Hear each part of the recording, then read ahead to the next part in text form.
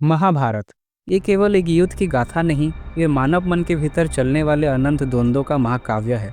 ये धर्म, कर्म, वचन और प्रतिशोध की कहानी है। आज हम उस किरदार की बात करेंगे जो इस महाकाव्य का सबसे मजबूत स्तंभ था और शायद सबसे बड़ा शिकार भी। एक ऐसा योद्धा जिसे इच्छा मृत्यु का वरदान था, लेकिन जिसकी मृत्यु सदियों पहले ही तय हो चुकी थी। आज की कहानी है पितामह भीष्म, एक प्रतिज्ञा, एक भूल और मृत्यु का वरदान। महाभारत के इतिहास में भीष्म नाम त्याग और शौर्य का प्रतीक है। राजकुमार देवव्रत, जिन्होंने अपने पिता शांतनु की खुशी के लिए हस्तिनापुर के सिंहासन का त्याग कर दिया। इतना ही नहीं, उन्होंने आजीवन ब्रह्मचर्य की ऐसी भीषण प्रतिज्ञा ली जिसने देवताओं को भी चौंका दिया, और तभी से वह देवव्रत से भीष्म कहलाए। उनका पूरा जीवन हस्तिनापुर के सिंहासन की रक्षा में बीता, लेकिन सिंहासन की रक्षा का यही धर्म उनके जीवन की सबसे बड़ी त्रासदी का कारण भी बना। ये कहानी शुरू होती है काशी राज्य में। काशी राज की 3 पुत्रियां थीं, अंबा, अंबिका और अंबालिका। तीनों के स्वयंवर का आयोजन हुआ। भीष्म उस समय हस्तिनापुर के राजा नहीं थे, बल्कि अपने सौतेले भाई विचित्रवीर्य के संरक्षक थे। विचित्रवीर्य के विवाह के लिए भीष्म उस स्वयंवर में पहुंचे। वहां उन्होंने अकेले ही सभी राजाओं को चुनौती दी और उन्हें परास्त करके तीनों राजकुमारियों का हस्तिनापुर के लिए हरण कर लिया। हस्तिनापुर पहुंचकर जब विवाह की तैयारियां होने लगी, तब एक ऐसी घटना घटी जिसने नियति का रुख मोड़ दिया। बड़ी राजकुमारी अंबा भीष्म के सामने आई और कहा, हे आर्य, आपने मेरा हरण अपने भाई के लिए किया है, लेकिन मैं मन ही मन राजा शाल्व को अपना पति मान चुकी हूँ। स्वयंवर में भी मैं उन्हीं के गले में वरमाला डालने वाली थी। अब आप ही धर्म का निर्णय करें। भीष्म एक धर्म संकट में फंस गए। उन्होंने एक स्त्री का हरण तो कर लिया, लेकिन एक ऐसी स्त्री का जिसका मन किसी और का हो चुका था। उन्होंने अपनी भूल को सुधारा और अंबा को पूरे सम्मान के साथ राजा शाल्व के पास भेज दिया, लेकिन नियति को कुछ और ही मंजूर था। जब अंबा राजा शाल्व के पास पहुंची तो शाल्व ने उसे स्वीकार करने से इनकार कर दिया। शाल्व ने क्रोध में कहा, मैं उस स्त्री को स्वीकार नहीं कर सकता जिसे कोई और योद्धा बलपूर्वक जीत के ले गया हो। तुम अब मेरे लिए जीती हुई वस्तु मात्र हो, मेरी पत्नी नहीं बन सकती। ये अंबा के जीवन का सबसे बड़ा आघात था। जिस भीष्म ने उसे जीता था, उसने उसे त्याग दिया, और जिससे वो प्रेम करती थी, उसने उसे ठुकरा दिया। अंबा का समाज में कोई स्थान नहीं रहा। वह वापस हस्तिनापुर लौटी। इस बार उसकी आंखों में आंसू नहीं, क्रोध था।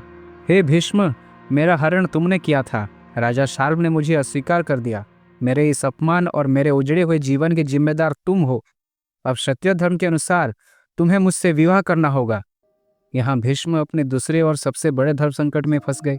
एक तरफ एक स्त्री का उजड़ा हुआ जीवन था जिसका कारण वह स्वयं थे, दूसरी तरफ उनकी आजीवन ब्रह्मचर्य की भीषण प्रतिज्ञा।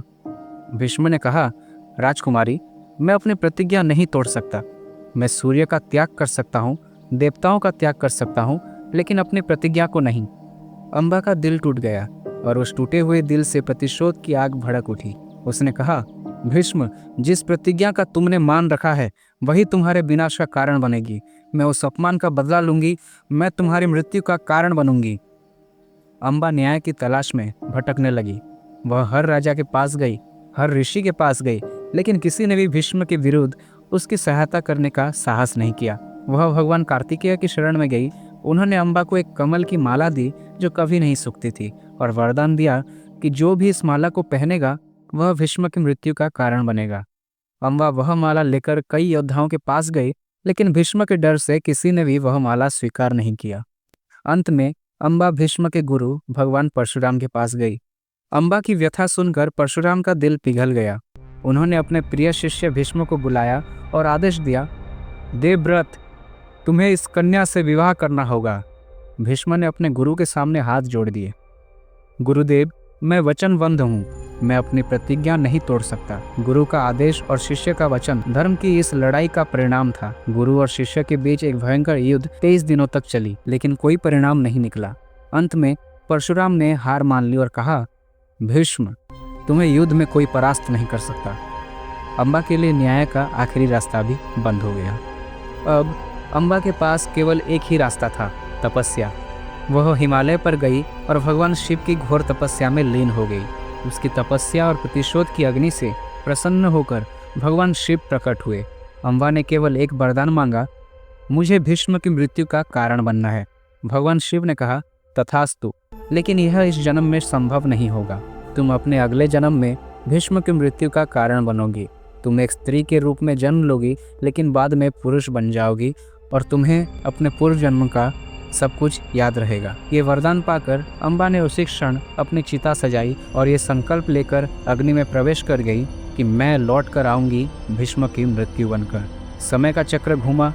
अम्बा ने पांचाल देश में राजा द्रुपद के घर में जन्म लिया। वह एक कन्या के रूप में जन्मी जिसका नाम था शिखंडिनी। लेकिन द्रुपद ने सबको यही बताया कि उनके घर में पुत्र जन्म हुआ है और उसका पालन पोषण एक राजकुमार शिखंडी की तरह किया गया। शिखंडिनी को अपने पूर्व जन्म का सब कुछ याद था। उसका एक ही लक्ष्य था, भीष्म का वध। जब शिखंडिनी बड़ी हुई तो उसका विवाह हुआ। जब उसकी पत्नी को उसके स्त्री होने का पता चला तो वह अपमानित होकर अपने पिता के घर चली गई। इस अपमान से दुखी होकर शिखंडिनी वन में चली गई, जहां उसने आत्महत्या करने का निश्चय किया। लेकिन वहां उसकी भेंट एक यक्ष से हुई। शिखंडिनी ने उसे अपनी पूरी कहानी सुनाई। यक्ष को दया आ गया और उसने एक रात के लिए शिखंडिनी से अपना पुरुषत्व बदल लिया। शिखंडिनी अब पूरी तरह से शिखंडी बन गया। और फिर वो दिन आया जब हस्तिनापुर के सिंहासन के लिए कुरुक्षेत्र का मैदान सजा। महाभारत का युद्ध शुरू हुआ। पितामह भीष्म कौरव के सेनापति थे। वे पांडव सेना पर काल बनकर टूट रहे थे। हर दिन हजारों सैनिक मारे जा रहे थे। पांडव समझ गए थे कि जब तक भीष्म जीवित हैं ये युद्ध नहीं जीता जा सकता। लेकिन भीष्म को हराना असंभव था। युद्ध के 9 दिन बीत चुके थे। उस रात पांडवों ने भगवान श्री कृष्ण से कहा, हे वासुदेव, पितामह को कैसे रोका जाए। तब कृष्ण ने वो रहस्य खोला जो भीष्म की मृत्यु का कारण बनने वाला था। कृष्ण ने कहा, भीष्म ने प्रतिज्ञा ली है कि वह किसी स्त्री, किसी नपुंसक या ऐसे व्यक्ति पर शस्त्र नहीं उठाएंगे जिसका नाम स्त्री का हो या जो पहले स्त्री रहा हो। पांडवों को अम्बा की कहानी याद आ गई। उनकी सेना में शिखंडी मौजूद था। युद्ध का 10वां दिन। आज अर्जुन ने अपने रथ पर अपने आगे शिखंडी को खड़ा कर दिया।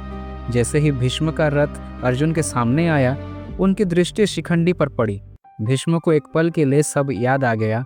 अम्बा का हरण, उसका तिरस्कार, परशुराम से युद्ध और शिव का वरदान। वह समझ गए कि उनकी मृत्यु का समय आ गया है। शिखंडी को सामने देखकर भीष्म ने अपनी प्रतिज्ञा का मान रखते हुए अपना धनुष बाण नीचे रख दिया। उन्होंने कहा, ये अम्बा है, मैं इस पर बाण नहीं चलाऊंगा। शिखंडी ने भीष्म पर बाणों की वर्षा शुरू कर दी, लेकिन उसके बाण भीष्म का कवच नहीं भेद पा रहे थे। तब कृष्ण ने अर्जुन से कहा, पार्थ, भीष्म ने तुम्हारे लिए अस्त्र त्याग दिए हैं, शिखंडी के लिए नहीं। तुम शिखंडी को ढाल बनाओ और पितामह पर बाण चलाओ। अर्जुन की आंखें भर आई। अपने पितामह पर कैसे बाण चलाऊं मैं? धर्म की स्थापना के लिए अर्जुन ने रोते हुए गांडीव उठाया। शिखंडी की आड़ लेकर अर्जुन ने एक एक करके भीष्म के शरीर के हर अंग को बाण से भेद दिया और अजय भीष्म, जिन्हें इच्छा मृत्यु का वरदान था, उस दिन अपने ही एक पुराने कर्म के हाथों परास्त हुए। उनका शरीर धरती पर गिरा नहीं, वह हजारों बाणों की शैया पर लेट गए। भीष्म की मृत्यु का कारण अर्जुन के बाण जरूर थे, लेकिन उन बाणों को चलाने का अवसर अम्बा की प्रतिशोध ने दिया था, जो शिखंडी के रूप में उनके सामने खड़ा था। यह कथा हमें सिखाती है कि कर्म का चक्र कभी नहीं रुकता। भीष्म ने धर्म के लिए प्रतिज्ञा ली, लेकिन उस प्रतिज्ञा को निभाने में उन्होंने एक स्त्री के साथ हुए अन्याय को अनदेखा कर दिया। कभी कभी वचन या नियम का पालन करना न्याय करने से बड़ा नहीं हो सकता। भीष्म की एक भूल यहाँ कहे कि उनका अपनी प्रतिज्ञा के प्रति हट एक अजय योद्धा के विनाशकारी अंत का कारण बना। अम्बा ने पुनर्जन्म लिया, अपने शत्रु से प्रतिशोध लिया और इतिहास में अपना नाम दर्ज कर गई। महाभारत के इतिहास में आज इतना ही। ये कथा आपको कैसी लगी? क्या भीष्म अपनी जगह सही थे या अम्बा का प्रतिशोध जायज़ था? अपनी राय और फीडबैक हमें कमेंट्स में ज़रूर बताइएगा। इस वीडियो को अपने फ्रेंड्स और परिवारजनों के साथ जरूर शेयर कीजिएगा। मैं प्रत्युष आपसे फिर मिलूंगा महाभारत के एक और गहरे रहस्य के साथ अगले एपिसोड में। राधे राधे।